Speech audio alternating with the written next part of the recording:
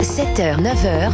Europe 1 matin. Il est 7h12 sur Europe 1. Dimitri Pavlenko, vous recevez ce matin l'expert en politique énergétique, Fabien Bouglet. Bonjour Fabien Bouglet. Bonjour Dimitri Pavlenko. Bienvenue sur Europe 1. Vous êtes l'auteur de plusieurs livres consacrés aux questions énergétiques. Le dernier est paru l'an dernier, La guerre de l'énergie au cœur du nouveau conflit mondial. C'est paru aux éditions du Rocher. Alors vous êtes avec nous ce matin, Fabien Bouglet, parce que Europe 1 ouvre ce matin le dossier des nuisances sonores. Il se trouve qu'au quotidien, le bruit pollue la vie de millions de Français. Alors c'est peut-être un bar en bas de chez soi, un aéroport, mais aussi un parc éolien. Des centaines de milliers de Français ont dans leur périmètre de vie des mâts qui produisent donc de l'électricité, mais aussi énormément de bruit. Alors il se trouve qu'il y a quelques jours, le Conseil d'État a rendu une décision relative aux nuisances sonores de l'éolien. Cette décision du Conseil d'État, Fabien Bouglet, pourrait bien changer le rapport de force entre les riverains et les exploitants d'éoliennes. Pouvez-vous nous dire ce que contient cette décision ? Oui, tout à fait, Dimitri Pavlenko. Il faut savoir, juste en préalable, que la pollution éolienne recèle en fait deux grandes pollutions. La pollution sonore, celle qu'on entend, et l'arrêt du Conseil d'État concerne la pollution que l'on entend, et les infrasons, c'est-à-dire les vibrations des éoliennes que l'on n'entend pas. Et la réglementation aujourd'hui sur la pollution sonore éolienne ne concerne que les bruits sonores, c'est-à-dire ceux qu'on entend, le vombrissement des pales d'éoliennes. Et en fait, auparavant, il y avait un arrêté de 2011 qui organisait les limites de pollution éolienne et la façon d'évaluer ces sons. La mesure de la nuisance, voilà. De la mesure des nuisances et le seuil au-delà duquel, eh bien, on devait arrêter les éoliennes. Et alors, Fabien Ferreri, c'était quoi cette alors c'est 35 décibels, mais c'est toujours ces mêmes dispositions. 35 décibels, c'est le seuil au moment duquel on doit faire en sorte d'étudier le bruit, et au-delà de 35 décibels, éoliennes comprises, on regarde avec la production d'éoliennes ou sans la production d'éoliennes. Quand c'est le jour, la différence doit être de 5 décibels. Quand c'est la nuit, de 3 décibels. 35 décibels, pour donner une idée, c'est le bruit de la rue quand on entend quand on est dans son bureau, par exemple. Exactement. Voilà. Et on intègre ce bruit d'éolienne à ce bruit que l'on entend couramment. Alors, le problème étant que quand on habite à côté d'une éolienne, un parc éolien, beaucoup de gens s'en plaignent, disant c'est vraiment perturbant, c'est gênant, la nuit ça empêche de dormir. Et bien souvent on vous renvoie pas à votre imagination, mais on vous dit écoutez, je suis désolé, mais il y a des mesures qui sont faites et qui ne montrent pas une nuisance particulière. C'est pour ça que Fabien Ferreri, à Échauffour, dans ce village d'irréductibles normand, a utilisé les dispositions de l'arrêté de 2011 pour obtenir, et il a obtenu en 2021, la première décision majeure d'arrêt des éoliennes la nuit, parce que effectivement les éoliennes d'Échauffour, et moi je suis allé à Échauffour dans une réunion publique et j'ai vu les éoliennes, et bien ces éoliennes d'Échauffour produisaient un bruit vraiment important de nuisance. Alors, je rappelle que les éoliennes d'Échauffour sont portées par Voltalia de la famille Muliez, et donc ce bruit... On va juste préciser, Échauffour, donc petit village de l'Orne, Fabien Ferreri, président le comité des riverains. Échauffour Environnement. Exactement, voilà. Et lui a derrière chez lui un parc éolien à un tout petit peu plus de 500 mètres. C'est ça. Voilà. Exactement. Et donc il obtient... C'est insupportable au quotidien. Voilà. Et il obtient du sous-préfet, en 2021, l'arrêt des éoliennes la nuit, ce qui est effectivement beaucoup plus apaisant pour la population locale qui voit son cadre de vie s'améliorer du fait de l'arrêt de ces éoliennes. Je rappelle que d'ailleurs, il y avait un éleveur de chevaux qui avait perdu 5 chevaux depuis l'installation de ces éoliennes.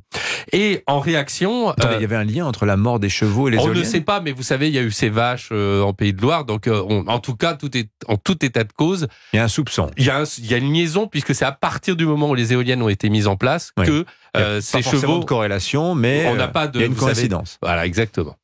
Et il y a l'arrêt, et du coup, la filière éolienne demande à changer finalement les protocoles de mesure, parce que si la réglementation sur les sons reste le même, 35 décibels, différence de 5 décibels le jour et 3 décibels la nuit, la façon de calculer et d'évaluer ces sons peut avoir une importance majeure. Et donc en 2021, sous la dictée de la filière éolienne, le gouvernement a modifié... Sous la dictée ?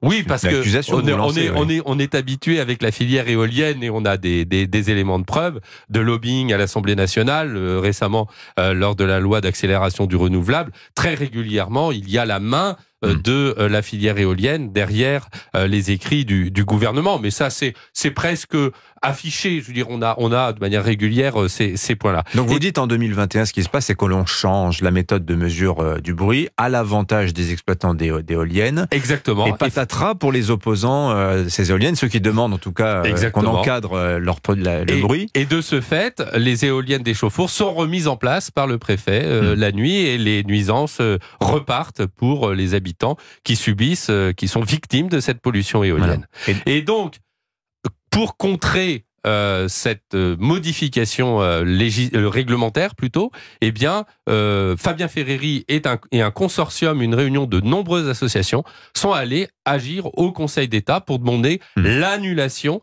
de cette réglementation et de s'arrêter qui bénéficiait aux exploitants éoliens. Et ils ont donc obtenu gain de cause. Et le Conseil d'État a totalement annulé l'intégralité des trains de mesures qui avaient été prises sur ces dispositions de pollution sonore. Mais ça va changer quoi concrètement pour eux ? Ça change qu'on revient à la situation antérieure qui avait fait jurisprudence avec Fabien Ferreri. C'est-à-dire permis l'arrêt des éoliennes pendant 6 mois. L'arrêt des éoliennes, ça veut dire que concrètement, on va avoir l'ancien régime, ce régime qui avait permis à Fabien Ferreri d'obtenir l'arrêt des éoliennes la nuit. Ça veut dire que concrètement, partout là où il y a des éoliennes qui dépassent les seuils selon les anciens protocoles, ça doit être arrêté par les préfets. Ça veut dire que pour l'installation des nouvelles éoliennes, il va falloir que les éoliennes répondent à des enjeux d'études environnementales qui intègrent la dimension des sons avec l'ancien protocole. Donc c'est une grande victoire des victimes à la pollution éolienne. Alors évidemment, les exploitants d'éoliennes sont pas très contents et ils disent, voilà,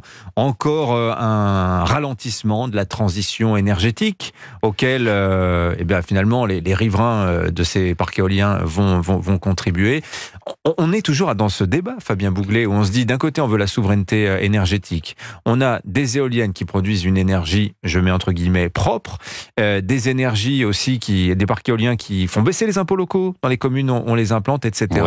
etc. Enfin, ils font monter la facture d'électricité. Hier, RTE a annoncé 100 milliards d'euros de coûts supplémentaires de raccordement pour ces éoliennes, et Enedis 100 milliards. Récemment, il y a une enquête... c'est quoi ces 100 milliards d'euros ? 100 milliards, c'est le raccordement, 100 milliards, c'est la distribution. Enedis, ça fait 200 milliards. À ajouter aux 150 milliards de subventions des éoliennes, on en est à 350 milliards pour 1,5% du mix énergétique primaire consommé en France. Alors, plus que de transition énergétique, je parlerai de trahison énergétique.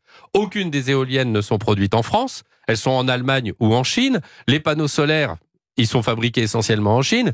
Il n'y a pas de souveraineté énergétique dans ces éoliennes. Donc on a d'un côté des éoliennes qui détruisent le cadre de vie de nos concitoyens, qui conduisent à une pollution sonore absolument épouvantable, et en même temps qui contribuent à l'augmentation de la facture d'électricité des Français. C'est donc une double peine. C'est la double peine des Français. Vous subissez les nuisances, vous subissez les éoliennes, ça n'assure pas la sécurité énergétique, et je l'ai écrit dans mon livre « Guerre de l'énergie » au cœur du nouveau conflit mondial. C'est même, je dirais, une arme énergétique contre la France, puisqu'on est obligé de prendre du gaz naturel liquéfié américain pour compenser lorsque les éoliennes ne tournent pas.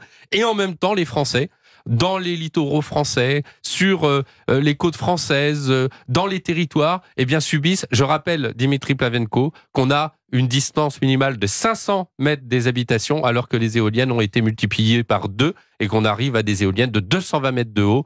Non, je crois que plutôt, là, on est véritablement dans une arme contre la ruralité et contre les Français. Les éoliennes sont une arme aujourd'hui contre les Français. Eh bien, on vous a entendu ce matin, Fabien Bouglet, et on vous lira, je rappelle le titre de votre dernier ouvrage, La guerre de l'énergie, au cœur du nouveau conflit mondial. C'est paru aux éditions du Rocher. Merci d'être venu ce matin sur Europe 1. Bonne journée à vous. Au revoir.